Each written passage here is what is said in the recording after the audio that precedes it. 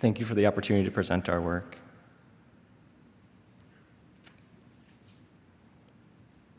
I have nothing to disclose. Autoimmune thyroiditis is the most common thyroid disorder in the pediatric population, affecting approximately 5 to 6% of children. Studies in adults with thyroid nodules have shown an association between autoimmune thyroiditis and thyroid cancer. However, similarly designed studies in children have shown conflicting results and are limited by ascertainment bias, specifically by only including patients who underwent surgical resection. So we feel that identifying an association between autoimmune thyroiditis and malignancy could influence the management of children with thyroid nodules. Therefore, our study aim was to evaluate the association between autoimmune thyroiditis and thyroid cancer in pediatric patients with thyroid nodules. We hypothesized that the presence of a clinical preoperative diagnosis of autoimmune thyroiditis would be associated with an increased risk of thyroid cancer in children with thyroid nodules.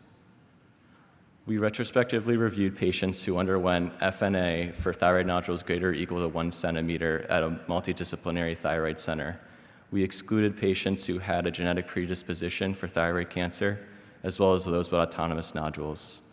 We used a preoperative clinical diagnosis of autoimmune thyroiditis, designated as CAIT, which was defined as the presence of anti-thyroid antibodies or diffuse heterogeneity on ultrasound. Our primary outcome of interest was diagnosis of thyroid cancer. And in order to assess the association between AIT and thyroid cancer, we used univariable and multivariable logistic regression. The cohort included 458 nodules within 385 patients. This figure shows the rate of malignancy in nodules associated with CAIT and those without. And as you can see, the rate of cancer was significantly higher in patients with clinical autoimmune thyroiditis. This table shows the characteristics of nodules with CAIT and those without. And as you can see, like the previous figure had shown, there's a higher rate of malignancy in those nodules with CAIT. There's a higher TSH level with those with CAIT, and there's a lower rate of radiation, history of radiation exposure in those with CAIT. Importantly, there was no association between the clinical autoimmune thyroiditis diagnosis and likelihood of surgical resection, which suggests that we were able to limit the ascertainment bias that had affected previous studies. This table looks at the differences between malignant and benign nodules and shows the results of the univariable and multivariable logistic regression. We found that clinical autoimmune thyroiditis was independently associated with an increased risk of cancer. And we found that female sex, as well as the presence of multiple nodules, were protective against the diagnosis of thyroid cancer, and that larger nodules were associated with increased risk of thyroid cancer. Interestingly, TSH level was not associated with an increased risk of thyroid cancer. It's a proposed mediator in the association between AIT and thyroid cancer in adults. However, evidence in children is less convincing, and we feel that it's likely a result of the inflammation rather than TSH stimulation of follicular cells. Other findings of the study was that clinical thyroiditis had a diagnostic accuracy of 84%. And we also found that clinical AIT was associated with a higher likelihood of getting Bethesda 5 or 6 on cytology after FNA, which is suspicion for malignancy or malignant, but we were unable to differentiate the risk within specific cytological categories. We found that papillary thyroid carcinoma was the most common malignancy within the whole cohort, and there was no association between autoimmune thyroiditis and cancer stage at time of diagnosis. So in conclusion, we found that autoimmune thyroiditis was independently associated with an increased risk of thyroid cancer in this cohort of children with thyroid nodules. And we feel that a clinical diagnosis of thyroiditis preoperatively by looking at the presence of autoantibodies and diffuse heterogeneity on echo texture could inform the assessment of thyroid cancer risk, as well as guide surgical decision-making in children with thyroid nodules.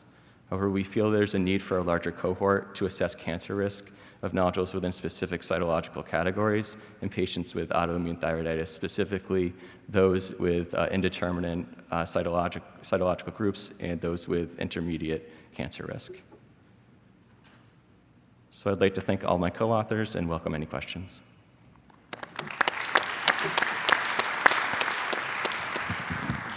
We have a virtual question. Wynn? Thank you. This is from Humberto Lugo Vincente. The question is, were clinical preoperative diagnoses using your variables and the final pathology identifying Hashimoto thyroiditis correlated, or do they produce different results? So we ran the analysis with what we call the pathological diagnosis of AIT, which included those patients with CAIT and those who have histopathological diagnosis. And we found that the results were similar. There was a stronger association with patients that included the histopathologic diagnosis. The rate of malignancy was 40% in those with PAIT versus 17% in those without histopathologic diagnosis. Dr. Rothstein? Hi, David Rothstein, Seattle. Thanks for the talk. When we think about nodules in kids, we think not only about absolute size, but also nodule morphology. Do you have any information that would help further stratify, should we be looking at even smaller nodules in kids with AIT with increased risk? Yeah, I think that's a great question. With our data, we did only use those nodules that were 1 centimeter or greater, and there have been previous studies that have looked at surgical resection in patients with, I think, as small as 5 millimeters, and it didn't really show as much of an association. So I think we just need more data to really assess whether that is something we should do. Hey, this is Chris Snyder, Johns Hopkins All Children's in Florida. Nice talk. Question about the FNA indeterminate cytology. Do you guys routinely send those for genetic testing like ThyroSeq? And if so, any consideration to looking at whether the diagnosis of AIT adds anything to the genetic markers? Thank you for your question. It's a great question. We don't routinely on all patients with indeterminate cytology send for genetics, but there have been some discussion about mediators, and some of them have included RET, but that's been inconsistent.